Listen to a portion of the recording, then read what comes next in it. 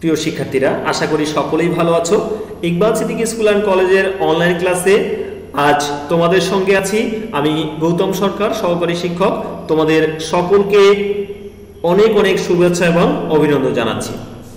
প্রিয় শিক্ষার্থীরা, আজকের এই ক্লাসে তোমাদের অষ্টম শ্রেণীর বাংলাদেশ ও বিশ্ব পরিচয় বইয়ের আমরা দশম অধ্যায় নিয়ে আজ শিখব। আর এই দশম অধ্যায়ে আমাদের যে বিষয়টা আজ আলোচনার শিরোনাম রয়েছে বাংলাদেশের সামাজিক সমস্যা, আমরা বাংলাদেশের সামাজিক সমস্যা নিয়ে আজ এই ক্লাসের মাধ্যমে কিছু গুরুত্বপূর্ণ তথ্য জানব। তাহলে চলো আমরা কয়েকটা ছবি দেখে শুরুতেই। দেখো, এখানে আমরা তিনটি ছবি দেখতে পাচ্ছি, পাশাপাশি আরো তিনটি ছবি দেখতে পাচ্ছি। তো একটু তোমরা যদি চিন্তা করো এই ছবিগুলোকে কি দেখানো হয়েছে, কোন বিষয়টাকে নির্দেশ করা হয়েছে, তোমরা কি এই বিষয়গুলোর বা এই ছবিগুলোর নাম বলতে পারো? হ্যাঁ, এখন দেখো কি কি নাম রয়েছে এই দ্রব্যগুলোর। তবে আমি বলছি না এগুলো যে আমাদেরকে খুব বেশি চিনতে হবে, জানতে হবে, এটা আমাদের কোনো দরকার নাই। কারণ এই দ্রব্যগুলো আমাদের জন্য খুবই খারাপ একটা দিক বয়ে আনতে পারে, এই জন্য আমাদের এই দ্রব্যগুলোকে চেনার কোনো প্রয়োজন নাই। শিক্ষার্থীরা, তাহলে বুঝতে পারছো এগুলো হচ্ছে আমাদের বাংলাদেশের সামাজিক সমস্যার বা অপরাধের এক একটা বস্তু। তো আমরা এই ধরনের অপরাধ থেকে নিজেকে দূরে রাখতে চাই। এই বিষয়ের উপর ভিত্তি করে আমাদের এই বিষয়গুলোকে আরেকটু জানতে হবে। তাহলে এগুলো কি? ধূমপান, এগুলো গাঁজা, ফেনসিডিল, ইয়াবা, হেরোইনের মতো সকল মাদক দ্রব্য। এখন তোমাদের কাছে প্রশ্ন করতে চাই যে এই যে দ্রব্যগুলো আমরা দেখছি, এই দ্রব্যগুলোকে কি বলে? তোমরা কি কেউ বলতে পারো? আমি কিন্তু বলেই দিয়েছি, হ্যাঁ, এই দ্রব্যগুলোকে বলা হয় কি? মাদক দ্রব্য। এই দ্রব্যগুলোই হচ্ছে মাদক দ্রব্য। এবং এই মাদকে আসক্ত হওয়াকে কি বলা হয় তোমরা সেটিও হয়তো বলতে পারবে। মাদকে বা এসব দ্রব্যে আসক্ত হওয়াকে কি বলে? এসব দ্রব্যতে আসক্ত হওয়াকে বলে মাদকাসক্তি। তাহলে বুঝতে পারছো আমাদের আজকের বা এই পাঠের শিরোনামটা কি হতে পারে। আমাদের আজকের পাঠের শিরোনাম হবে কি বলতো? মাদকাসক্তি। তোমাদের দশম অধ্যায়ে যে সামাজিক সমস্যাগুলো রয়েছে তার মধ্যে মাদকাসক্তি একটা গুরুত্বপূর্ণ বিষয়। আমরা এই বিষয় নিয়ে এই ক্লাসের মাধ্যমে জানবো এবং আশা করব এই ক্লাসের পর থেকে তোমাদের মাদকাসক্তি সম্পর্কে সমগ্র একটা ধারণা তৈরি হবে এবং তোমরা সমাজকে অবক্ষয়ের দিক থেকে কিভাবে ফিরিয়ে আনা যায়, অর্থাৎ তোমাদের মতো তোমাদের বন্ধু বান্ধব সহপাঠী যারা রয়েছে তাদেরকে কিভাবে আমরা মাদকাসক্তির ছোবল থেকে রক্ষা করতে পারি সেই বিষয় সম্পর্কে সচেষ্ট হতে পারবো ক্লাসের মাধ্যমে বা এই বিষয়টা জানার মাধ্যমে। শিক্ষার্থীরা, এখন শিখন ফলটা দেখবো যে এই পাঠ শেষে আমরা কোন কোন বিষয়গুলোকে জানবো, কোন বিষয়গুলো শিখতে পারবো। আমরা শিখতে পারবো মাদকাসক্তির ধারণা নিতে পারবো, আমরা মাদকাসক্তির কারণ ও প্রভাব বর্ণনা করতে পারবো। শুধু তাই না, মাদকাসক্তি প্রতিকারের যে উপায়গুলো রয়েছে, যে আইনগত ব্যবস্থাগুলো রয়েছে সেই বিষয়গুলো সম্পর্কে আমরা এখানে জানবো। তাহলে চলো আমরা এখন মূল আলোচনায় চলে যাই। এখানে আমরা বেশ কিছু ছবি দেখছি বা মাদকের ধারণা সম্পর্কে জানার জন্য আমি তোমাদেরকে কিছু ছবি দেখানোর চেষ্টা করেছি। তো এই দ্রব্যগুলো হচ্ছে সবই মাদক দ্রব্য, তবে কিছু দ্রব্য এখানে দেখানো হয়েছে। দেখো, সোনার বার দেখানো হয়েছে। এই যে সোনার বারের সঙ্গে যারা যুক্ত থাকে তারাও কম বেশি মাদক চোরাচালানের সাথেও কিন্তু যুক্ত থাকে। তাও আমরা জানবো মাদক কি। মাদকের আবিধানিক একটি অর্থ রয়েছে, সেটি হলো ঔষধ। যে সমস্ত প্রাকৃতিক দ্রব্য বা রাসায়নিক দ্রব্য গ্রহণ করার ফলে একজন মানুষের মনের যে অনুভূতি ও চিন্তা চেতনার স্বাভাবিক অবস্থা থেকে অস্বাভাবিক অবস্থায় রূপান্তরিত হয়, অর্থাৎ মন মানসিকতার যে একটা পরিবর্তন ঘটে, তাকেই বলা হয় কি? মাদক। তাহলে মাদক দ্রব্য কি আমরা জেনেছি। আমরা যদি আরো ধারণা নিতে চাই মাদকের, তাহলে বলতে হয় যে এই যে দুইটা ছবি এখানে দেখতে পাচ্ছি, তোমরা একটু চিন্তা করো তো কিসের ছবি এখানে আমরা দেখতে পাচ্ছি? আমরা মাদক দ্রব্য গ্রহণ করছে বা এমন একটা দৃশ্য আমরা এখানে দেখতে পাচ্ছি। হ্যাঁ, ঠিক বলেছো, এটি মাদক গ্রহণের কিছু স্থির চিত্র আমরা এখানে দেখতে পাচ্ছি। আরো বলা হচ্ছে কোনো বিশেষ মাদক দ্রব্যের উপর মনস্তাত্ত্বিক এবং শারীরিকভাবে অতিরিক্ত নির্ভরশীলতা ও সেই মাদক গ্রহণের যে তীব্র যে আকাঙ্ক্ষা, এই আকাঙ্ক্ষাই হচ্ছে মাদকাসক্তি।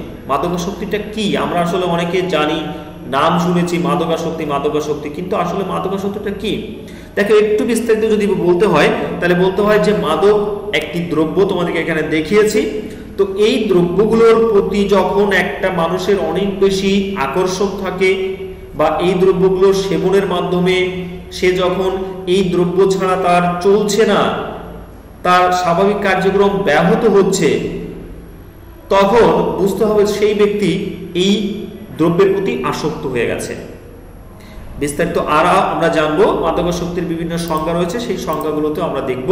দেখো এখানে বাংলাদেশের মাদকদ্রব্য যে নিয়ন্ত্রণ আইন 1981 অনুযায়ী কোনো ব্যক্তি দৈহিক ও মানসিকভাবে মাদক দ্রব্যের উপর নির্ভরশীল বা অভ্যস্ত হয়ে পড়লে তাকে আমরা মাদকাসক্তি বলতে পারি। দৈহিক এবং মানসিক কথাটা কেন বলা হচ্ছে? মাদকাসক্ত একজন ব্যক্তি দৈহিকভাবে সে মাদকের প্রতি আকৃষ্ট হয়ে পড়ে। কেন? কারণ মাদক নির্দিষ্ট সময় সে সেবন করতে না পারলে তার দেহের ভিতরে একটা অস্থিরতা তৈরি হয়, একটা যন্ত্রণা সৃষ্টি হয়, পাশাপাশি মানসিকভাবে সে বিষাদগ্রস্ত হয়ে যায়। বিভিন্ন রকম দুশ্চিন্তা তার ভিতর তখন কাজ করতে থাকে। এই কাজের ফলে যে বিষয়গুলো হয় সেগুলো আসছে আমরা একটু পরে, যে কি কারণে এটা হয়ে থাকে বা এটার কারণের প্রভাবটা কি।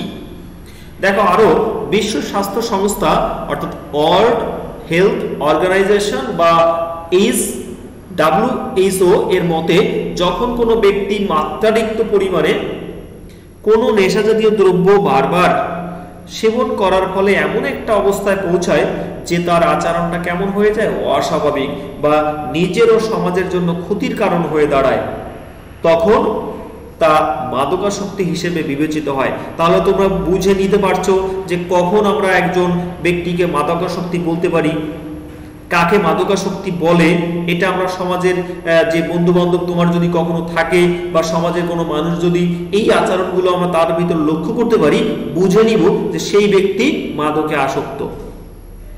বলে রাখি, শুধু কিন্তু মাদকের প্রতি আসক্তিই তৈরি হয় না, পাশাপাশি বিভিন্ন জিনিসের প্রতি আসক্তি তৈরি হতে পারে। তোমাদের কোনো সহপাঠী হয়তো কোনো গেমসের প্রতি আসক্ত আছে, তোমরা দেখবে যে ঘন্টার পর ঘন্টা সে বসে বসে মোবাইল গেমস খেলছে। এটাও কিন্তু এই মাদকের থেকে কোনো অংশে কম নয়। মাদকটা যত ক্ষতিকর, ওটাও কিন্তু ঠিক তার সমপরিমাণ অথবা তার থেকে বেশিও ক্ষতিকর হতে পারে। এরপরে আমরা যে বিষয়টা দেখব সেটি হলো কেন এই মাদকাসক্তিটা তৈরি হয়, মাদকের প্রতি আসক্তির কারণটা কি। দেখো এখানে একটা ছবিতে আমরা দেখতে পাচ্ছি হয়তো কোনো একজন বাচ্চা বা একটা বাচ্চা শিশু সে এই মাদক কিভাবে সেবন করতে হয় সেটা তার বন্ধুদেরকে দেখাচ্ছে। তার বন্ধুরা কি হচ্ছে, উৎসাহিত হচ্ছে বা খেলার ছলে তাদেরকে এইটা কিভাবে গ্রহণ করতে হয় সেই সম্পর্কে কোনো কথা বলছে। তাহলে মাদকাসক্তির কারণ হতে পারে কি, বন্ধু বান্ধব হতে পারে। এছাড়া আরো বেশ কিছু কারণ রয়েছে। তো এখানে বলছে যে মাদকাসক্ত বন্ধুদের সাথে মেলামেশার মধ্য দিয়ে প্রধানত এই মাদকাসক্তির সূত্রপাতটা ঘটে থাকে। হ্যাঁ, আমিও তাই বলবো যে কোনো বন্ধুর প্ররোচনায় পড়ে আমরা প্রাথমিকভাবে এই মাদকের প্রতি আকৃষ্টটা হয়ে থাকি। বলছে মাদকের ক্ষতিকর দিকগুলো সম্পর্কে না জেনেই কেবল সাময়িক উত্তেজনা লাভের জন্য বন্ধুদের প্ররোচনায় কিশোর কিশোরীরা এই মাদকদ্রব্য সেবন করে তাদের মরণ নেশায় পরিণত করে থাকে। তো এটা কোনো বন্ধুর মাধ্যমে প্রথমত কেউ শুরু করে থাকে, কেউ বললো যে নে বন্ধু একটা টান দিয়েই দেখ, খুব মজা। তো এই যে এক টান, দুই টান, তিন টান, এইভাবে কিন্তু শুরু হয় মাদকের এই পথচারণা বা পথ চলা। এভাবে শুরু হয়ে থাকে মাদক গ্রহণের প্রাথমিক দিকগুলো। শুধু তাই নয়, এছাড়া বেকারত্ব রয়েছে নিঃসঙ্গতা। এই বেকারত্ব, নিঃসঙ্গতা, প্রিয়জনের মৃত্যু বা পারিবারিক কোনো কলহ, এসবের কারণে কিন্তু মাদকাসক্তির প্রতি মানুষ আকৃষ্ট হয়ে যায়। ছবিতে আমরা দেখতে পাচ্ছি একজন বিষাদগ্রস্ত মানুষ বলা যেতে পারে বা হতাশা, তার জীবনে কোনো হতাশা থেকে মুক্তি লাভের আশায় বন্ধু বান্ধবদের পরামর্শে এই মাদক গ্রহণের জন্য সে উৎসাহিত হয়ে থাকে। এটা তাকে পরবর্তীতে নেশায় পরিণত করে। এছাড়া আমরা ছবি দেখতে পাচ্ছি পারিবারিক কোনো কলহের জের ধরে ওই পরিবারের কোনো সন্তান মাদকের প্রতি আকৃষ্ট হতে পারে। বলছে পারিবারিক অশান্তি ও ঝগড়া বিবাদ থেকে অনেক সময় শিশু কিশোরদের মধ্যে একটা হতাশার জন্ম হয়। এক পর্যায়ে তারা কি হয়, মাদকের প্রতি আকৃষ্ট হয়ে পড়ে। শুধু তাই নয়, তোমরা জেনে থাকবে কয়েক বছর পূর্বের কথা, ঐশী নামে একটি মেয়ে যে কিনা এই মাদকের প্রতি আকৃষ্ট হয়ে বাবা মাকে পর্যন্ত খুন করেছিল মাদকের জন্য। তাহলে এটি কত বড় একটি জঘন্যতম কাজ তোমরা বুঝতেই পারছো। তো তাই আশা করি মাদকের প্রতি আমরা যেন কখনো কোনো প্রকার পজিটিভভাবে কোনো কথা না বলি, সবসময় মাদককে এড়িয়ে চলার চেষ্টা করি। তোমার বন্ধু বান্ধব, পাড়া প্রতিবেশী, সামাজিক যদি কোনো সমাজের কোনো ব্যক্তি এই মাদকের প্রতি আকৃষ্ট হয়, তোমার জানা মতে তুমি চেষ্টা করবে তাদেরকে এই কুফলগুলো বলে সেখান থেকে সরিয়ে আনার জন্য। প্রিয় শিক্ষার্থীরা, আমরা আরো কিছু ছবি এখানে দেখছি। এখানে কি দেখানো হয়েছে? এখানে দেখানো হয়েছে ইন্টারনেট, এখানে টিভি চ্যানেল বা অপসংস্কৃতি। এই অপসংস্কৃতিকে আমাদের ভিতরে প্রবেশ করানোর মধ্য দিয়ে বিভিন্ন রাষ্ট্র, বিভিন্ন দল, বিভিন্ন সম্প্রদায় চেষ্টা করছে মাদকের ছোবলে আমরা যেন আকৃষ্ট হই। তো এই বিষয়গুলোর প্রতি আমাদের খেয়াল রাখতে হবে। এখানে বলছে বিভিন্ন দেশের যে সংস্কৃতি, এই সংস্কৃতি টানাপোড়েনে আজ যুব সমাজ ধ্বংসের দিকে। সমাজের একটি অংশ কি হচ্ছে? বিভ্রান্ত ও লক্ষ্যভ্রষ্ট হয়ে মাদকের প্রতি আকৃষ্ট হচ্ছে। মাদকের যে প্রভাব, সেই প্রভাব সম্পর্কে জানবো, অর্থাৎ মাদক দ্রব্য গ্রহণের মাধ্যমে আমাদের সমাজ কি ক্ষতিগ্রস্ত হচ্ছে, ব্যক্তি কি ক্ষতিগ্রস্ত হচ্ছে, সেই বিষয়গুলো। তো দেখো এখানে মাদকের প্রভাবের মধ্যে যে বিষয়গুলো থাকে, মাদকাসক্তি বর্তমানে একটি ভয়াবহ সমস্যা হিসেবে দেখা দিয়েছে। এটি আমাদের সামাজিক ও নৈতিক জীবনেও মারাত্মকভাবে প্রভাব ফেলছে। কিভাবে? মাদকের ফলে বিভিন্ন ধরনের রোগ হয়ে থাকে, যেমন হৃদরোগ হতে পারে যক্ষা, শ্বাসকষ্ট বা ক্যান্সার। এই ধরনের বড় বড় রোগ কিন্তু আমাদের এই মাদক গ্রহণের মাধ্যমে হয়ে থাকে। শিক্ষার্থীরা একটু খেয়াল করবে, ক্লাসের শেষের দিকে তোমাদেরকে যদি দু একটা প্রশ্ন করা হয়, আমি ঠিক যে কথাগুলো বলে যাচ্ছি, যে পড়াগুলো আমরা পড়ছি, যেগুলো আমরা জানছি, সেই বিষয় থেকে আশা করি একটু খেয়াল করলে প্রত্যেকটি প্রশ্নের উত্তর তোমরা করতে পারবে। তাহলে মাদক গ্রহণের ফলে হৃদরোগ, ফুসফুসের ক্যান্সার, শ্বাসকষ্ট, যক্ষা সহ নানা ধরনের জটিল রোগ হয়ে থাকে। আমরা এই স্লাইডের মাধ্যমে সেটা জানতে পেরেছি। শুধু তাই নয়, এই মাদকাসক্তির মাধ্যমে কি হয় দেখো, এখানে হত্যাযোগ্য ঘটে থাকে, আত্মহত্যা হয়ে থাকে, বাড়ি থেকে পালানোর মতো ঘটনা ঘটে থাকে, চুরি, ডাকাতি, ছিনতাই, রাজহানির মতো সব অসামাজিক কার্যক্রম এই মাদকের জন্য ঘটে থাকে। এখানে আরো কয়েকটি ছবি দেখছি আমরা। সমাজ জীবনে মাদকের যে ক্ষতিকর প্রভাব, এটি সুদূর প্রসারী। কেন বলা হচ্ছে? কারণ যে দেশে সহজেই মাদক পাওয়া যায়, সেখানে চুরি, ডাকাতি, ছিনতাই, রাজহানির মতো অপরাধ ঘটবে, এটি অস্বাভাবিক কিছু নয়। কারণ এই যে মাদকে যারা আকৃষ্ট থাকে, মাদকের ব্যয়ভারটা অনেক বেশি। তো যদি কোনো ব্যক্তি মাদকের প্রতি আকৃষ্ট হয়, একটা পর্যায়ে মাদক দ্রব্য গ্রহণ করতে করতে তার সঞ্চিত অর্থ পর্যন্ত শেষ হয়ে যেতে পারে। যখন অর্থ শেষ হয়ে যাবে, তখন তার মাদক দ্রব্য গ্রহণ করা বা সেবন করা কিন্তু শেষ হবে না। সে এই বিষয়ের প্রতি আকৃষ্ট হয়ে তাকে যে কোনোভাবে নির্দিষ্ট সময় তাকে মাদক গ্রহণ করতেই হবে, যার জন্য তার অর্থ জোগাড় করতে নানা প্রকার অসামাজিক পথ তাকে বেছে নিতে হয়। এটি হলো তার কারণ। এখন দেখো, এই মাদকের টাকা জোগাড় করতে গিয়ে হতে পারে, যেটা বলছিলাম, যে কোনো মাদকের টাকা জোগাড় করতে গিয়ে কোনো মাদকাসক্তি ব্যক্তি তার পরিবারকে নিঃস্ব করে দিতে পারে, ধ্বংস করে দিতে পারে। আচ্ছা, এখন আমরা দেখব মানব দেহে এই মাদকের যে ক্ষতিকর প্রভাব, এটি কতটা বেশি। গাঁজা, ফেনসিডিল, মদ, ইয়াবার মতো যে সকল মাদক দ্রব্য রয়েছে, এটি দেখো আমি এখানে দেখানোর চেষ্টা করেছি। বিভিন্ন ধরনের রোগ আমরা এই দ্রব্যগুলো সেবনের মাধ্যমে হয়ে থাকে। তাহলে কি করতে হবে? এই মদ, গাঁজা, ফেনসিডিল বা হিরোইন ও ইয়াবার মতো সকল প্রকার মাদক দ্রব্যকে আমাদের ত্যাগ করতে হবে, সমাজ থেকে বিতাড়িত করতে হবে। আচ্ছা, তো এখন আমরা জানবো কিভাবে সমাজ থেকে আমরা এই মাদক দ্রব্যটাকে প্রতিরোধ করতে পারি, উপায়টা কি? হ্যাঁ, অনেক উপায় রয়েছে। আমরা চাইলেই অনেক উপায় বা অনেক মাধ্যমে আমরা এগুলোকে ত্যাগ করতে পারি। মাদকাসক্তি রোধে আমাদের প্রতিরোধমূলক ব্যবস্থা সবচেয়ে ভালো হয় এবং কার্যকরী একটা পদ্ধতি এটি। এজন্য সমাজের নৈতিক শিক্ষার গুরুত্ব দিতে হবে, নৈতিক শিক্ষার প্রতি মানুষকে আকৃষ্ট করতে হবে।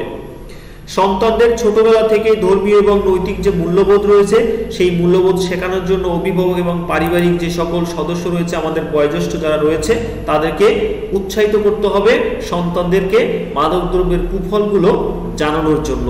পাশাপাশি আমরা বিভিন্ন যে সামাজিক প্রতিষ্ঠান হিসেবে আমাদের যে ধর্মীয় উপাসনালয় রয়েছে, এই মাদকাসক্তি প্রতিরোধে সবচেয়ে ভালো কাজ করতে পারে আমাদের এই ধর্মীয় উপাসনালয়, বা এই যে ভালো কার্যকর পদক্ষেপ, এটি হচ্ছে ধর্মীয় ও নৈতিক মূল্যবোধের যে শিক্ষা, এই শিক্ষাকে গুরুত্ব দিয়ে এক্ষেত্রে করা যেতে পারে স্থানীয় পর্যায়ে যেসব মসজিদ, মন্দির সহ সকল ধর্মীয় প্রতিষ্ঠানে এই নৈতিক শিক্ষার মাধ্যমে কিন্তু আমরা মাদক দ্রব্যটাকে নিয়ন্ত্রণ করতে উৎসাহিত করতে পারি মানুষদেরকে।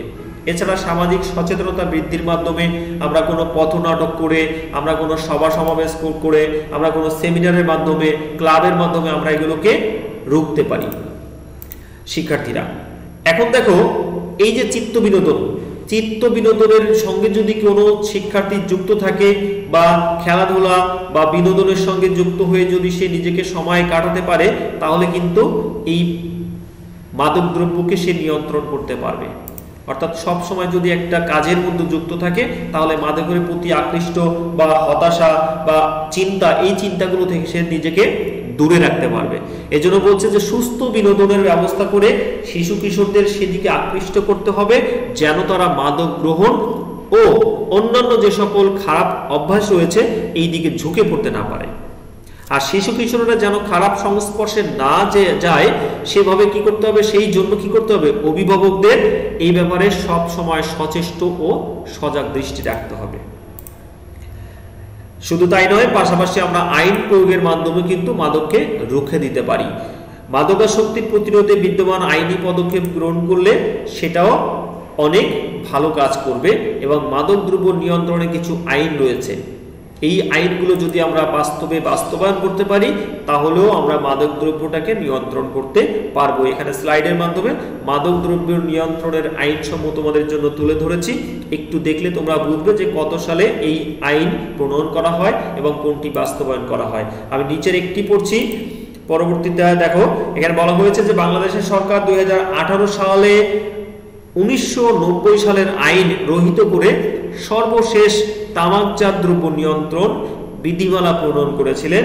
এই আইনে মাদকজাত দ্রব্য ব্যবহার, বহন, বিক্রয় এবং বিতরণের জন্য বিভিন্ন ধাপে শাস্তির ব্যবস্থা রাখা হয়েছিল।